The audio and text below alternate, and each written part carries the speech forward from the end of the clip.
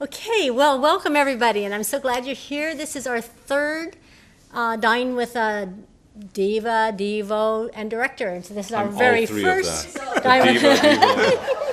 Especially the diva. Yes, you know me so well, Norm. So this is the third event that we've done, and we hope to continue it as a tradition. This is my husband, Norman. Hi. Peter Mark. He's our sommelier for the evening, and we'll all be enjoying a wonderful dinner. But right now is the best part of the whole thing because we're going to have. What is it?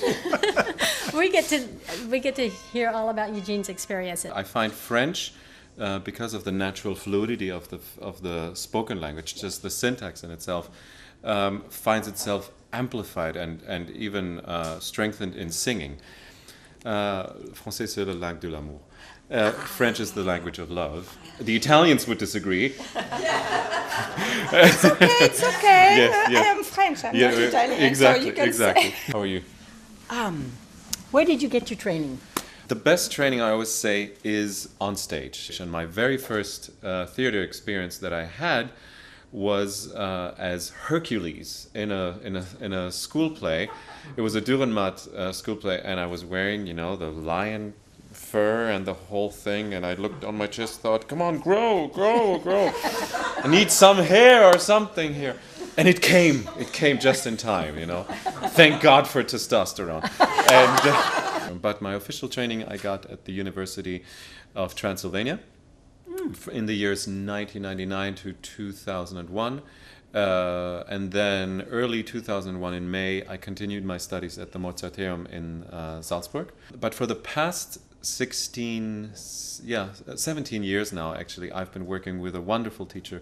His name is Neil Seymour, and when I was 18 years old, he introduced me to the bel canto style of singing, which later I will show a little demonstration. I'll ask you to join. We'll do a few exercises just so that you understand even more what the method to the madness is.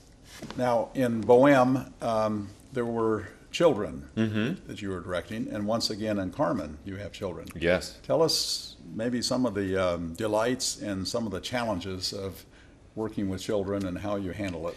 Last year, I was amazed in how Bi Chao, the director of Cantabella Chorus, how well they were prepared. And but what I had them realize from the very first second is that I made every single child in that chorus during La Bohème last year sing as an individual. I told them, you happen to sing together, but on my stage you're all soloists. And I assigned them all their own individual part. And to a certain degree, I will have them do the same thing this year. However, this year, Bizet, thank you very much, he wrote a children's military march. So you can imagine the rehearsals. 1, 2, 3, 1, 2, 3. So there won't be any discussion. In your early days, Yes. did you ever have anxieties facing an audience? And if so, what did you do about it? Very good question. Now, the anxiety or fear is a singer's fuel. Fear is an emotion exactly like joy, melancholy, fury, love, exuberance. It's exactly like all the others. The trick is to not tell yourself, oh, I'm not afraid. I can totally do this. I'm going to now go out there and sing in front of 2,000 people. No, it won't ever work because what you resist persists. What you let go, all of a sudden you're limitless. The trick is to feel the fear and do it anyway. You acknowledge that this is absolute nuts. What? One person standing out there and just, please hate me, everybody, or some will love me. It's complete ridicule because you're prostituting your emotion, and the more you do it, the safer you are. So the more I share with you all and the audience that I am absolutely terrified, the safer I'll be. There are certain physical things that you can do with your breathing. Something that my teacher Neil Seymour taught me. He said, if you find your heart beating, at a million beats per second, by simply exhaling twice as long as you inhale, you can physically slow down the heartbeat. But adrenaline is like a vast element that we're exposed to. you know, and it can be used for very, very good, or it can be, or you can be a prisoner of it, and then you're constantly identifying with your ego, and your ego is always under threat, and then the resulting emotion is fear, and you're completely paralyzed. You can't do anything. Have you gone as far in opera as you want to, or do you want to go further with your career? Oh, absolutely, I want to go further. The good news is I'm now 35 years old, and my voice has now matured to a point where I can now begin to tackle some of the bigger Verdi roles, which I was able to successfully and with a lot of discipline stay away from for a while. What I find nowadays a lot of young singers have a problem with is that they simply begin singing too heavy repertoire way too soon. Because they're young enough, they can muscle their way through a performance, but it's not meant, that doesn't mean that your voice can actually take it. When I was 8 years old, I sang my first Dottore Malatesta in Don Pasquale, which is one of the most beautiful bel canto roles ever. And I remember it was okay, but I worked hard at it. And then I read an interview with Aprile Milo, and she said in an interview, she was asked in an interview, what advice would you give to young singers? And she went into very great detail, but the essence of it was, if you can sing a role at, say, age 20, and it feels easy, wait another 5 years before you actually perform it on stage. Wow. Anybody can say yes, and with the same speed to a role, and with the same speed in which you sign your name, that's how fast you can ruin your voice. The truth of the matter is, the longevity of a career is made through the fact who is the last man standing. And how many times do you go to an opera performance and say you hear The Flying Dutchman, for example, right? And the guy opens his mouth and you hear, Die Frist ist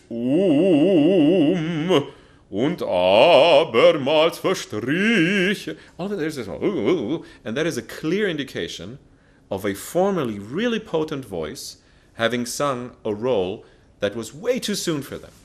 So my plan, and luckily I was surrounded by the right people, my plan is to wait for the absolute right time to then unleash my Rigoletto and Macbeth and Renato and Andrea Chenier, and because I know those roles won't ever run away. And because I waited this long, quote unquote, I wasn't exactly lazy, but I've always chosen what am I best at right now. Carmen, the score, went through several revisions, and as a matter of fact, Bizet died shortly after Carmen was premiered, and he never got to experience what a masterpiece it was going to be. So he, in a way, is like the Van Gogh of composers. Mm-hmm. Van Gogh never sold a painting in his life, except to his brother, who bought it for, 20 guldens from him out of pity. There's a part in the beginning where the parents were there.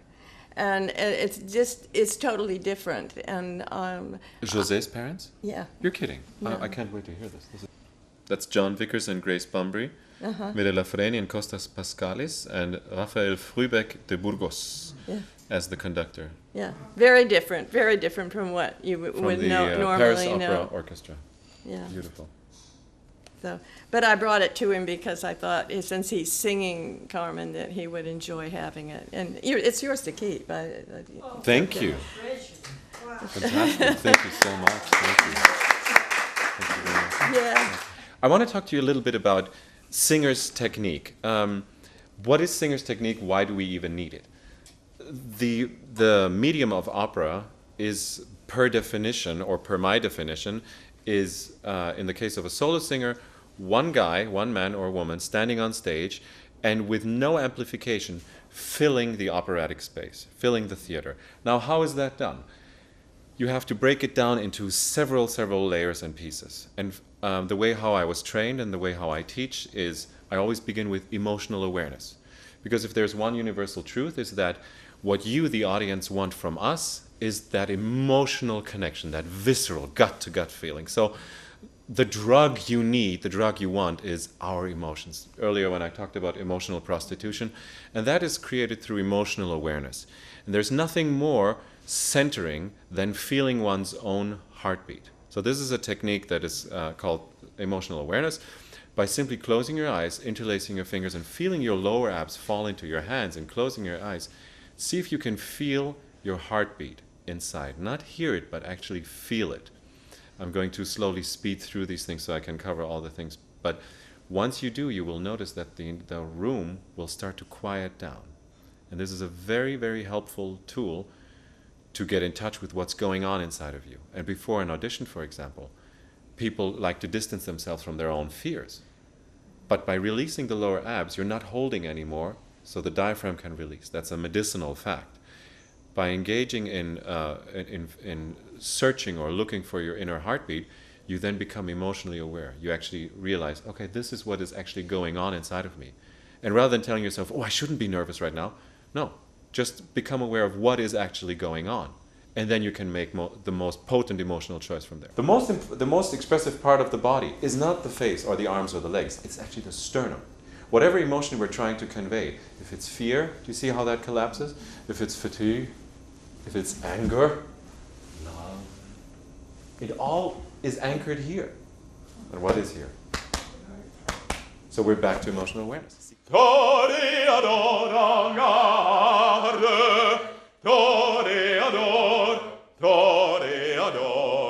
Tonight we have a really special event. It's the third in a series of dinners we've done, our artist series. Our first one began with Marie Plett, whose idea was to do this. In fact, she cooked the whole dinner. And that was our first dinner with a diva. Then next we did Rebecca Davis from La Traviata. And that was beautiful Valentine's event. But tonight, another special one, our first dinner with a director. And that is with Eugene Brancoveanu. So tonight, the third in the series, and we'll be doing another one in the spring. So watch for that.